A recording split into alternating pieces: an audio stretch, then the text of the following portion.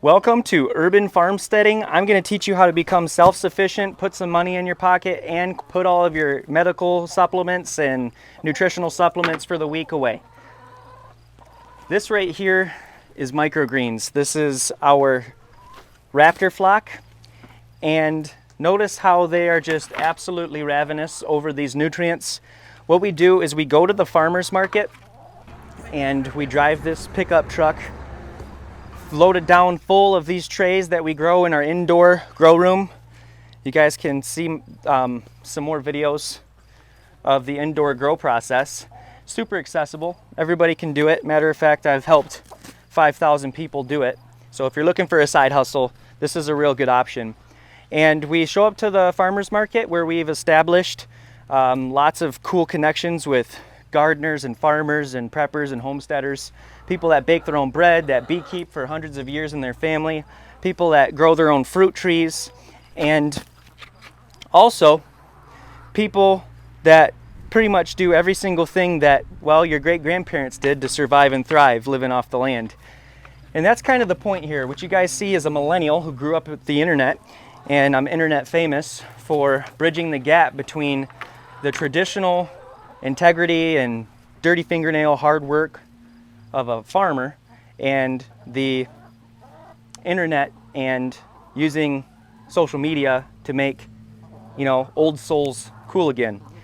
So this is a sustainable unlimited food loop. Actually, I teach you how to grow some worms on a worm farm. It's about this big, and they process your table scraps and they give you rocket fuel for your garden. You grow your gardens with that, you grow your microgreens, and then you take the leftover flats, like all of the stuff we already made money on at the farmer's market. What's left over, the chickens love, and I'll even show you guys the goats and what they react to these microgreens as well. But let me show you where they lay our eggs for breakfast, and that kind of also keys into why this is a sustainable unlimited food loop, because these are hot to the touch. Big Mama just laid them, and they are deep orange in yolk, which tells you that these are highly nutritious and they're real, and they're not injected with a syringe or anything like that. So this is the chicken coop, and they really look forward to that time when they get to eat those microgreens. And those microgreens are 40 times more nutrient dense than fully grown vegetables. And that makes them extremely popular for people that like to eat salads, or they're sick and tired of iceberg or romaine on their lettuce or on their salads and sandwiches. And it also is a way for you to invigorate your meals. So cooking whatever you're cooking throughout the week, whether it's mac and cheese or you're doing some chicken dish or stroganoff, sprinkle a little bit of these microgreens, and you are now in a 5-star restaurant in your kitchen. So we're going to take the rest of these over to the goats, and I'm going to show you guys how fun it is to feed them.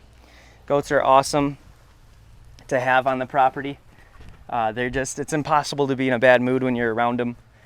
And we don't use our goats for milking or anything like that, but you can make goat cheese with goats, you can do goat milk, you can do goat soap, and all different types of things. Again, living off the land is where it's at. We want to be more self-sufficient and less dependent on the corporate power structures. And here's Lucy, and here's Champ, and Darlin. And they'll probably come right back in here because we're going to give them some more food. We got some sunflowers which specialize in photosynthesis. Chlorophyll is the main compound that these microgreens produce. And Lucy is the ringleader.